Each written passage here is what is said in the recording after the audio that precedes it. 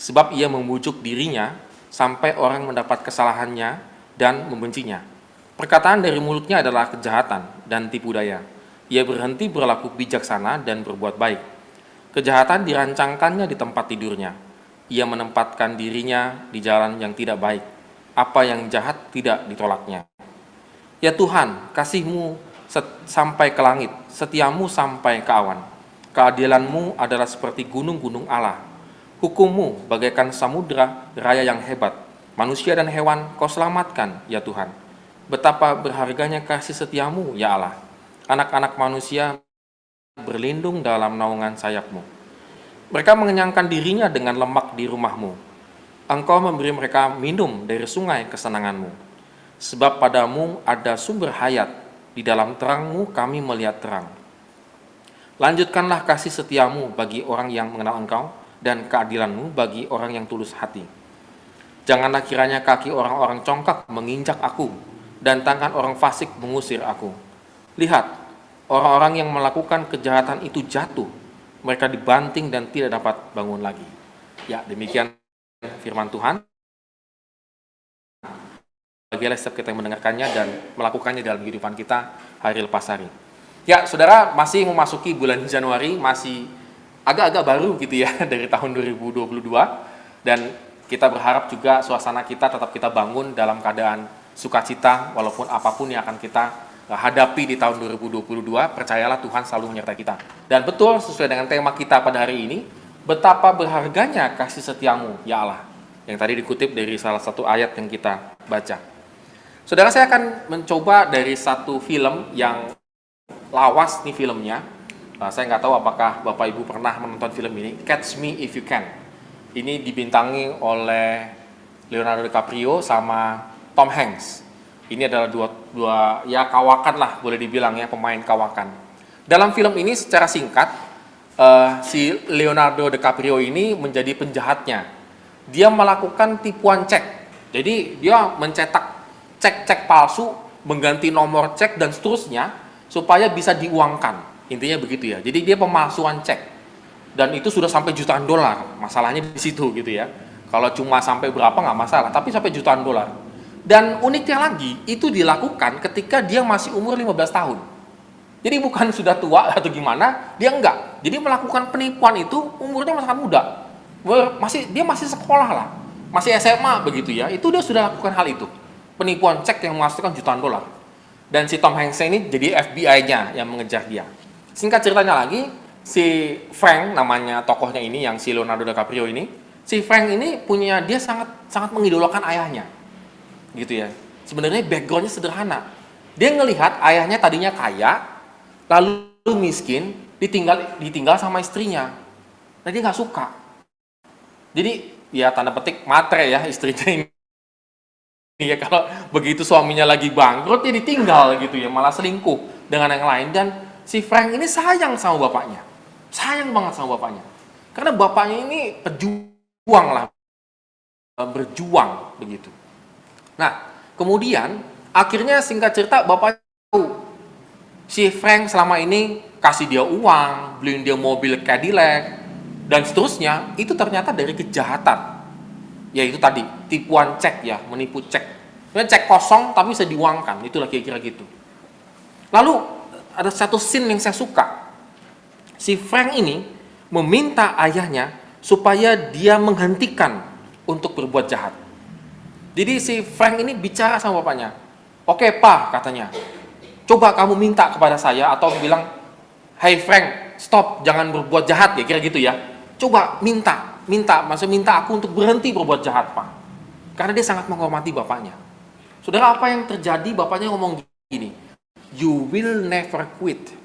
Kamu tidak akan berhenti dari perbuatan jahat.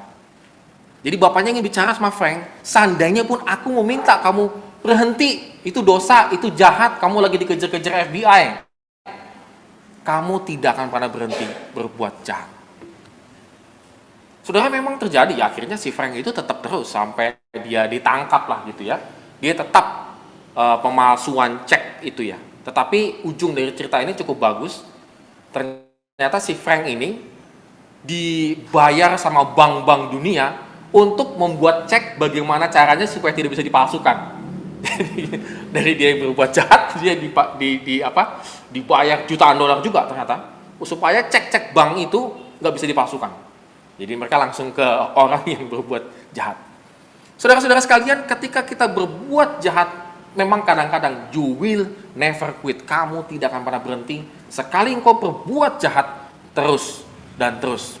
Paling tidak engkau akan menutupinya terus.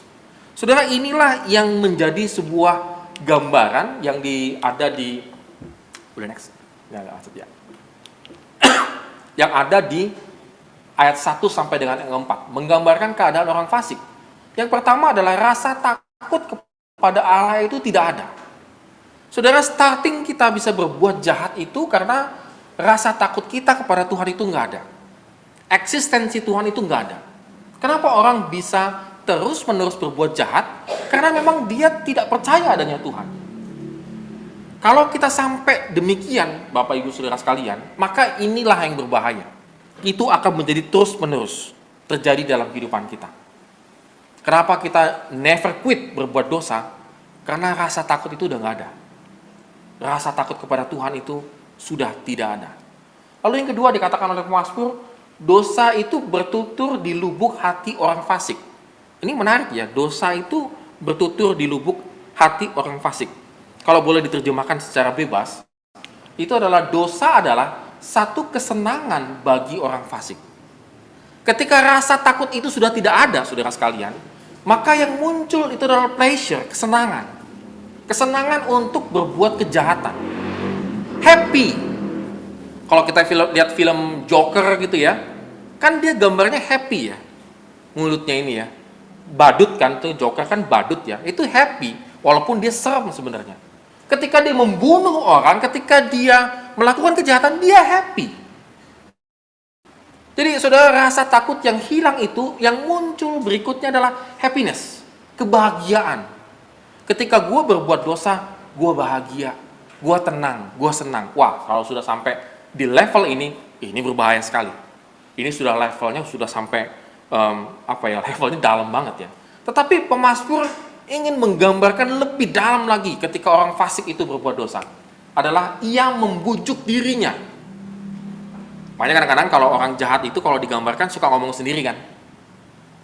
Kalau digambarkan dalam film-film dia ngomong-ngomong sendiri kan. Atau mungkin ngomong dalam pikirannya. Karena sedang terjadi pembujukan terhadap dirinya. Apa artinya membujuk dirinya di sini? Adalah pembujukan, penipuan diri atau self-deception, tidak peduli apa kata orang, yang penting senang. Jadi dia membenarkan apa yang dia lakukan. Ketika kita sudah menyakiti orang lain, kita nggak sadar, kadang-kadang kita nggak sadar juga, menyakiti sesama kita, tetapi yang muncul dalam pikiran kita membenarkan diri kita. Ya pantaslah, kalau aku ngomong begitu, orang dia sudah begini. Ya, kita cari terus pembenaran dalam diri kita. Padahal itu sudah jahat, padahal itu sudah dosa. Maka pemazmur mengatakan, ini loh, ketika orang sudah terjebak, you will never quit. Engkau tidak akan pernah berhenti berbuat dosa, karena kita akan melakukan yang namanya pembenaran diri. Saudara, itu paling susah kan? Apalagi kita sebagai orang tua, ketika kita sudah tahu salah, aduh, ngomong minta maaf itu setengah mati gitu ya. Saya juga ngalamin gitu ya. Seolah-olah kayaknya perasaan saya bener deh. Nggak gitu-gitu amat kok. Nah, ini sedang membujuk diri nih. Kalau Bapak Ibu dan Saudara dan saya ada renungannya kayak gitu ya, itu tuh sedang membujuk diri. Nah, ini kayak gini, gambaran pemazmur. Ini sedang membujuk diri. Enggak lah, gue nggak bisa latihan kok. Orang gue lagi begini. Ya, itu kan, gue nggak bisa pelayanan kok. Orang gue lagi begini. Dia sedang membujuk dirinya sendiri. Gak tahu bicara sama siapa. Bicara sama dirinya sendiri. Saudara, hati-hati. Kalau pada saat ini kerohanian kita sampai demikian, ya apapun nasihat orang, mental. Mendengarkan firman Tuhan, mental. Sudah dinasihati baik-baik, mental. Karena ketika dinasihati, dia memujuk dirinya lagi. Nggak gitu-gitu amat lah. Biasa aja kali, orang nggak begitu jahat banget kok. Biasa aja, nggak usah gini-gini. Itu sedang mengujuk diri kita. Saudara, hari ini kita harus berani mengkoreksi diri kita ya. Apakah kita demikian? Apakah saya juga demikian? Kalau sampai demikian, mari kita, ya kembali lagi, kita mengaku dosa di hadapan Tuhan, kita memurnikan hidup kita. Lalu kemudian pemazmur menggambarkan, boleh next Dre? Kayaknya macet. Keadaan orang, masih ini ya. Next. Oke, sorry, balik lagi. Oke. Ada lanjutan keadaannya lagi adalah berhenti berlaku bijaksana. Jadi perspektifnya dan pertimbangannya itu adalah satu kejahatan. Maka mengatakan segala orang yang fasik katakan mencari keuntungan dirinya sendiri. Bapak Ibu Saudara sekalian, betul. Kadang-kadang kita mempertimbangkan sesuatu, jangan sampai kita rugi-rugi amat. Itu juga nggak bijak ya. Kita ingin membantu orang, tetapi kita sampai ruginya rugi-rugi amat. Itu juga ya kurang bijaksana begitu ya. Tetapi memang segala sesuatunya tidak bisa diukur dengan uang. Kemarin saya ada rapat di sinode dengan bagian komisi pemuda remaja. Lalu saya ngobrol dengan mereka dan mereka ada sedikit curhatnya begitu ya. Jadi saya pelayanan di taman kota pemuda remajanya. Terus salah satu pemuda itu ngobrol lah di persekutuan itu, dia cerita, saya sudah menabung katanya, saya sudah menabung untuk beli mobil. Dia masih muda nih, orang sangat muda lah, 20-an. Sudah menabung untuk beli mobil, saya sudah rencanakan itu ini gitu ya. Memang tabungan saya nggak banyak, tapi feeling saya, dia ngomong nggak banyak itu kayaknya rendah hati aja gitu ya, pasti banyak gitu ya. Ya biasa orang gitu ya. Tiba-tiba Tuhan, maksudnya dia merefleksikan diri, hilang 50% tabungan saya. Tapi bukan karena ditipu, bukan karena apa, bukan. Tapi karena untuk satu hal dan lain, dia harus merelakan. Gitu kan. Saya sih pengen ngomong, berapa gitu ya, nggak enak ya. Berapa gitu ya. Feeling saya itu pasti puluhan juta kalau dia sampai puluhan juta nih. Kalau cuma 1 juta 2 juta sudahlah gitu ya, tapi kalau udah puluhan kayaknya dalam gitu ya, gitu ya.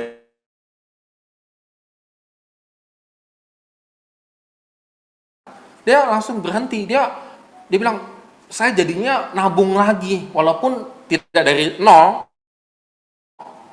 dari yang 50% yang hilang itu. Tetapi saya akhirnya menemukan jawaban dari Tuhan. Tuhan bilang sama saya, maksudnya dalam refleksinya dia, kamu aja nggak tamat kuliah, dia nggak tamat kuliah, aku kasih kamu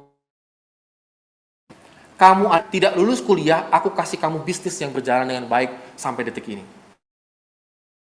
Nah, persen aku dalam refleksinya dia, aku ambil, kenapa kamu komplain? Dan sejak saat itu dia berubah perspektifnya. Bagaimana kalau aku ambil sampai 100%? Apakah kamu masih mau mengasihi aku atau tidak? Jadi dia ngomong gini, Bang, akhirnya segala-galanya itu bukan uang. Segala-galanya itu bukan uang. Saudara, ini adalah perspektif orang benar. Tetapi kalau perspektif orang yang jahat, dia akan ngomel sepanjang tahun 2020. Waktu itu saya nabung sudah 100%, 50% kepake nih, gara-gara dia nih, gara-gara ini. Nah itu ngomong terus diulang-ulang tuh sampai dia meninggal. Paham ya saudara sekalian ya? Karena apa? Merancang dosa di tempat tidur. Sampai ke bawah mimpi. Ada yang bawa ke bawah mimpi? Puji Tuhan.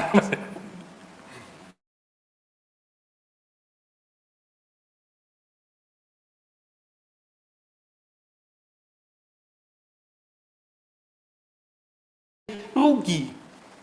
Saudara sekalian, betapa mengerikan dosa itu mengikat manusia. Benar kata bapaknya si Frank tadi gitu ya, film itu ya. You will never quit. Kamu tidak akan pernah berhenti. Kamu tidak akan pernah berhenti untuk berbuat dosa. Sampai ke bawah mimpi, ibaratnya. Memikirkan dosa ataupun menutupi dosa-dosa kita. Saudara, ini menjadi referensi kita juga gitu ya, bagaimana dalam kehidupan kita. Dan memang pemazmur juga menggambarkan solusi orang yang benar bagaimana. Dikatakan pemazmur memelihatkan kasih Tuhan yang universal. Manusia dan hewan diselamatkan. Jangan khawatir, kata Tuhan. Lihat alam semesta ini dipelihara sedemikian hebatnya. Kasih Tuhan itu sampai ke awan-awan, semesta, dan seterusnya. Itu pun dipelihara Tuhan sangat luar biasa. Pemazmur ingin mengatakan kepada kita bahwa Tuhan pasti memelihara orang yang benar. Ada satu perlindungan, ada satu kenyang, minum, dan melihat terang. Di ayat 8 sampai yang ke-10. Saudara, kalau kita tetap setia kepada kebenaran Tuhan, kita tetap setia di dalam jalannya Tuhan, maka Tuhan itu akan melindungi kita. Dia akan pelihara kita, makan dan minum kita dipelihara. Dan kita melihat terang. Artinya melihat terang di situ tadi, contoh yang saya kasih tahu. Kita melihat perspektif yang berbeda. Bahwa apa yang saya alami ini adalah benar-benar kasihnya Tuhan dalam kehidupan saya. Saudara, ini menjadi perenungan kita juga. Apakah kita bisa melaksanakan hal ini gitu ya, melakukan hal ini. Kita seringkali menjadi kekhawatiran kita masalah makan dan minum. Masalah kekhawatiran kita makan dan minum. Masalah keamanan kita, kenyamanan kita. Pemazmur mengatakan Tuhan pasti. Dan pemazmur yang paling penting adalah kalau kita mau melihat kasih karunia Tuhan terjadi bagi orang yang mengenal Tuhan dan tulus hatinya. Saudara, di tahun 2022 ini marilah kita sungguh-sungguh kembali. Kita menjadi pribadi yang mau mengenal Tuhan. Saudara, bagaimana kita bisa lepas dari tadi rangkaian dosa yang luar biasa bisa mengikat kita? Itu satu-satunya cara adalah kita mengenal Tuhan. Dan hati kita harus semakin lempeng, semakin tulus. Lakukan segala sesuatunya dengan tulus. Tulus saja, saudara. Ketika tulus, Tuhan berkati kita. Berkati Tuhan. Tadi kan di ayat 8-10 kan, dia kenyang, dia minum, dia dilindungi, dan seterusnya. Itu bisa terjadi bagi orang-orang yang memiliki hatinya tulus. Dalam pelayanan, tulus saja.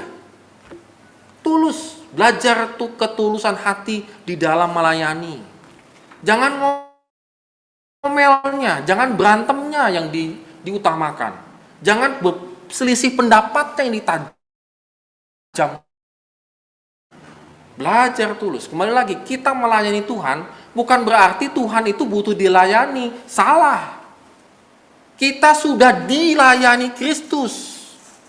Manusia yang berdosa ini, maka kita melayani Dia. Bukan.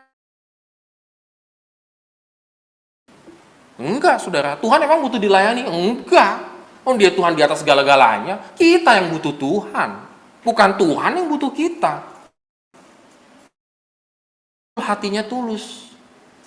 Ketika kita memberikan persembahan kita, tulus aja, saudara.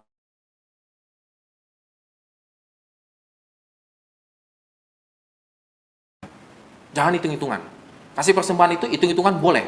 Tetapi kalau terlampau hitung-hitungan, nah ini nih, aduh. Kasih aja udah. Kalau gerakan hati kita, saya ingin kasih. Saudara, lihat. Perlindungan, kenyang, minum, melihat terang. Segala sesuatunya gelap tapi melihat terang. Itu terjadi bagi orang yang mengenal Tuhan dan hatinya tulus.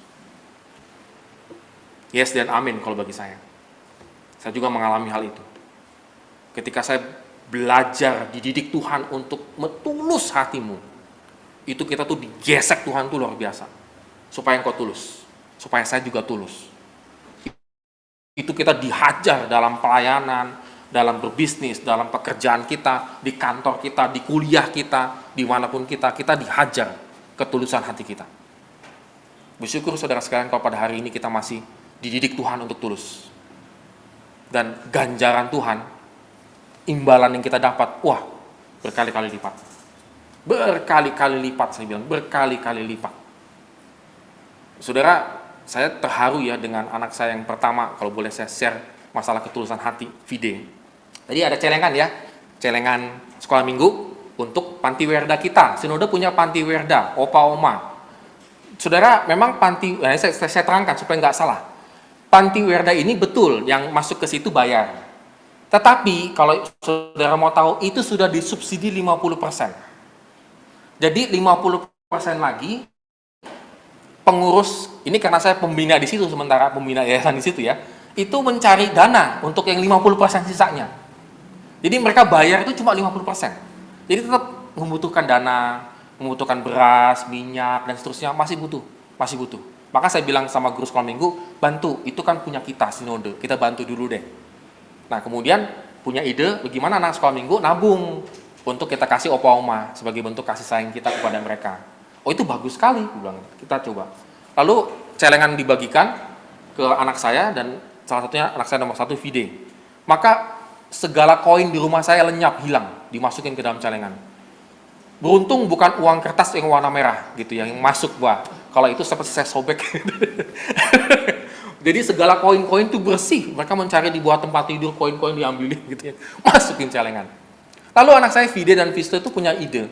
Pah, bagaimana kalau aku sama Vide mau buat ini? Buat apa? Mau buat orange juice. Nanti aku jual di gereja. Nanti hasil penjualannya masukin celengan. Buat nanti dikasih. Saudara saya sampai bengong gitu ya. Lah bapaknya aja nggak mikirin gitu ya. Nah ini kok bisa begini? Karena waktu itu kan dilihat celengan apa? Kita jualan dulu cari dana. Dia demikian. Dengan ketulusan hati dia. Nanti hasil jualannya kita masukin celengan. Dibawa celengannya kita masuk celengan. Saudara, kalau orang yang tulus, itu happy nggak hidupnya? Happy. Happy banget. Dan punya ide-ide yang benar-benar memberkati banyak orang. Itu ciri khas orang tulus. Pada hari ini kita belajar, saudara sekalian. Memang berharga sekali kasih Tuhan dalam hidup kita. Dan ketika kita menghadapi berbagai persoalan hidup kita ini, kita dididik keras Tuhan untuk hidup tulus, mengenal Tuhan. Karena ganjaran yang akan kita dapatkan itu luar biasa berkat.